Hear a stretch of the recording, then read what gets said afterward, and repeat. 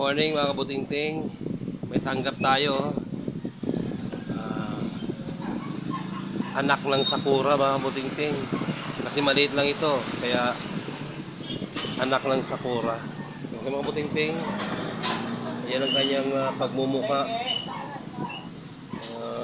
Lubog na yung kanyang saksakan ng USB at saka memory card. Switch on mga kabutingting. Kung makikita nyo mga kabutingting, may power siya. At may nakakabit na sa kanyang likod na speaker at saka RCE. Kung makikita nyo, wala siyang tunog. Yun ang problema mga kabutingting, wala siyang tunog. Ngayon bubuksan natin at nang malaman natin kung ano ang mayroon sa kanyang loob. Ito na mga kabutingting, nabuksan ko na yung anak ng sakura. Kung makikita nyo, ang loob ng anak ng sakura ay ganyan ang kanyang loob. Voltage measurement tayo mga kabutingting. Titignan natin kung present ba yung kanyang mga voltahe. Kasi kapag ka-absent yung mga voltahe mga kabutingting ay malamang may tama. Kailangan present para walang tama. Okay mga kabutingting, ito yung kanyang kapasitor. Titignan natin kung mayroon ba tayong masusukat dito. Dudot-dotin natin dito kung anong mayroon. Okay mga butingting, sa dinot-dot natin na yan, mayroon siyang 18 volts negative. At yung isa na dinot-dot din natin, mayroon din siyang 18 volts positive. Okay mga butingting, so walang issue sa supply. Okay ang supply. Yung patungo naman sa ating panel mga butingting, sa ating harap, kasi ito yung pinakaharap niya eh. Kumbaga sa tao mga butingting, yan yung mga pagmumukha niya. Titingnan natin kung mayroong pumapasok na Titingnan natin mga butingting kung may pumapasok na kuryente dito sa pagmumukha ng kanyang harap. Andito ang koneksyon niya, no? Okay mga butingting, kung makikita nyo ay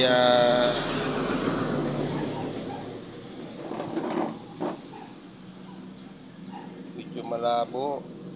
Lilinawin natin ng kunti at nang makikita nyo na okay, malinaw na. Ayan, okay, malinaw. Okay, kung makikita nyo, ito yung 11 volts patungo sa ating panel or pagmumukha ng amplifier na ito. At yung kanyang pangalawa, wala, ground yan. Pagka wala, ground. At yung kanyang pangatlo ay positive. Negative mga putingting, negative 12 yung pangatlo. Yung una ay positive. Okay mga putingting, positive na mayroong kuryente. Ngayon, para malaman natin kung working ba ang ating audio, iaangat natin ito. Iaangat natin itong mayroong voltahe na to. Ayan, naangat na. Kung makikita nyo kanina mga kabutingting, yung number 1 at saka number 3 ay supply ng negative, positive 11 volt. So, meaning ito yung kanyang input. Kung makikita nyo mga butingting, umungol siya oh. Meaning buo yung kanyang amplifier. Ito pang isa.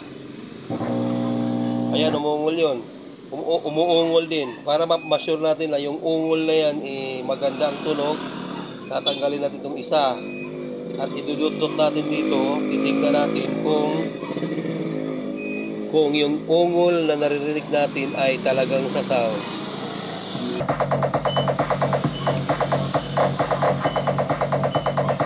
Nakita niyo mga butingting, may tunog.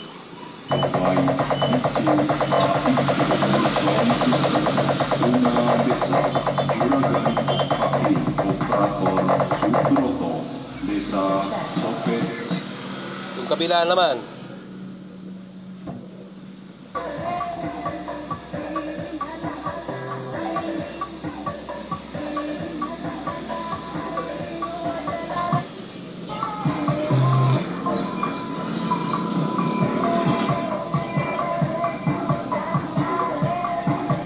Kung makikita nyo mga kabutingting, okay yung amplifier. So, ang issue natin, wala rito. Andi dito. Kaya siya walang tunog. Maaring dalawa lang ang pwedeng maging problema niya mga kabutingting. Maaring volume control or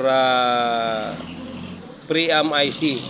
Okay mga kabutingting, i-troubleshoot ko muna at nang malaman natin kung ano ang naging dahilan at hindi tumutunog ang anak ng Sakura na ito. Mga kabutingting, ito nakatihaya pa rin yung anak ng Sakura. At gaya ng ating pagka-voltage measurement ay mayroon siyang dito ay mayroon siyang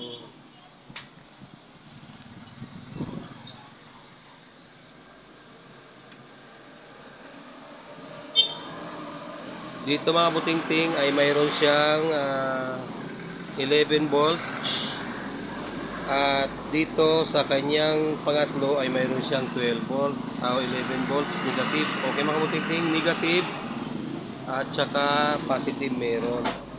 Sa kanyang IC na preamp, kung makikita nyo ang IC na yan, yan ang kanyang number. Yan ang number niya mga kabutingting, yung kanyang preamp IC. Okay, sa kanyang likod, mayroon tayong marireading na 10 volts, 11 volts mga kabutingting. At dito sa kabila, mayroon siyang negative 10 volts. Okay mga kabutingting, so wala tayong issue sa voltahe, pero ang problema ayaw pa rin tumunog ng ating ampli. Pero kung dudututin mo siya dito, mayroon naman, ayun o.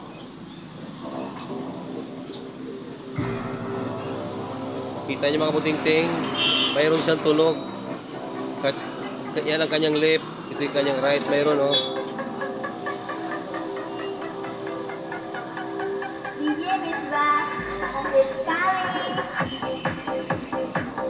Okay mga kabutingting, may tunog siya, di ba? Kung pagmasdan nyo sa ating mga karanasan, kapag ka dinudot-dot natin yung kanyang bass, medium, treble, balance, volume, dapat may audio. Dito tayo magdudot-dot sa kanyang bass. Narinig yung mga kabutingting? Meron siya, di ba? Meron. Left and right yan. Itutudo natin. Ngayon, kapag ililipat natin, kung dito mayroon at mayroon din dito, left and right, pagdating dito mga kabutingting, wala siyang tunog. Samantarang naka-forward na yung ating volume. Ito mayroon din tong tunog. Yung kanyang medium. Yung kanyang medium, mayroon. Okay mga kabutingting, naririnig nyo, mayroon. At yung kanyang treble,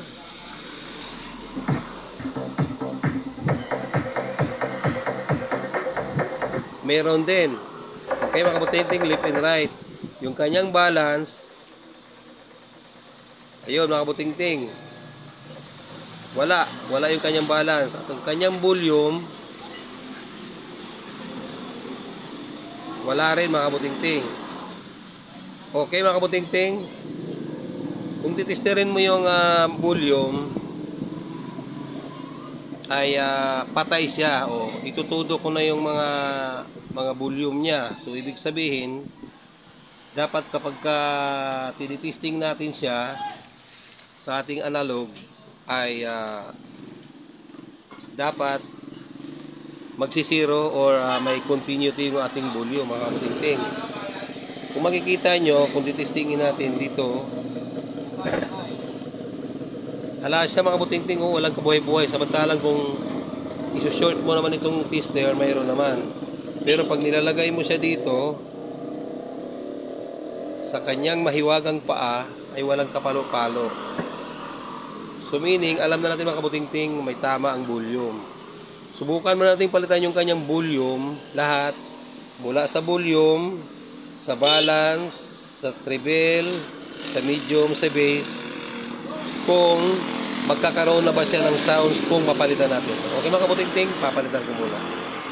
Kung makita nyo, yung butas-butas na pagmumukha ng butas ay open na. Tanggal na ang mga nakabara. Tanggal na yung mga ayan o, yung mga volume na tinanggal natin, tanggal na. At kung makita nyo, butas-butas na mga pagmumukha. Yung mga volume na yung mga butingting, pagod na. Paglipasan na ng panahon at may karanasan. Yung ikakabit natin mga kabutingting ay mga sariwa, walang karanasan, walang pinagdaanan, at higit sa lahat, siya ay brand new. Okay mga kabutingting, kakabit ko muna. Ito na mga kabutingting, naikabit ko na yung mga bulyuman. Plug in na natin kung malaman natin kung gaganda. Lalabas na ba yung sounds niya? Plug in mga kabutingting.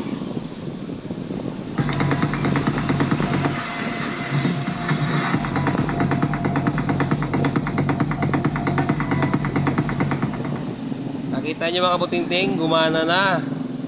Volume control lang ang problema ng ating ginagawang ampli. Ganun lang mga kabutingting ang pagtutroubleshoot. Simula doon sa kanyang sa kanyang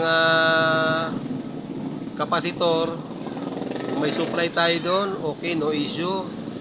Pagdating dito sa kanyang connection dito, dapat may supply pa rin, negative, positive, plus ground, dapat mayroon. Hanggang dito sa kanyang panel board, dapat mayroon pa rin. Okay mga kabutingting. At kung makita nyo kanina, tinisting natin dito, okay naman. Tumutunog dito. Pagdating dito, hindi na siya gumagana. At saka dito, ngayon, nung testingin natin yung mga nakabuyang-yang at nakahilatang mga volume control na yan, ay mga patay. At nagpalitan natin, ito na siya gumagana na mga kabutingting.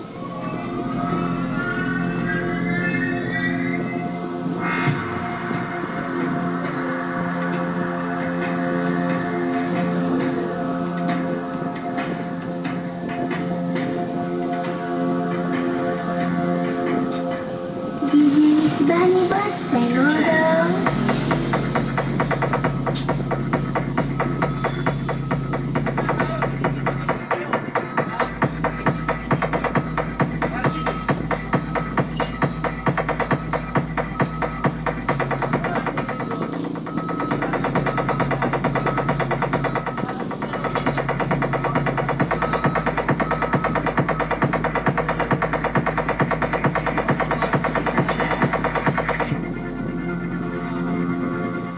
Okay na mga kabutingting, salpa ko muna at sa ating final test. Test na mga kabutingting. Okay, power on.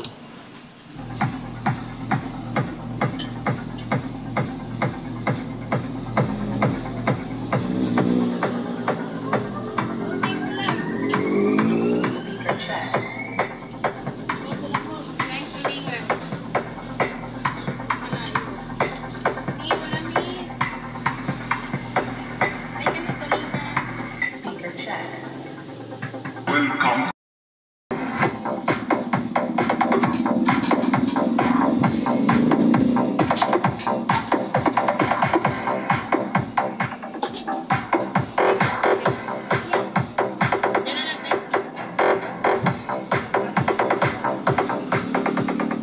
Okay na mga kabutingting, are you the problem?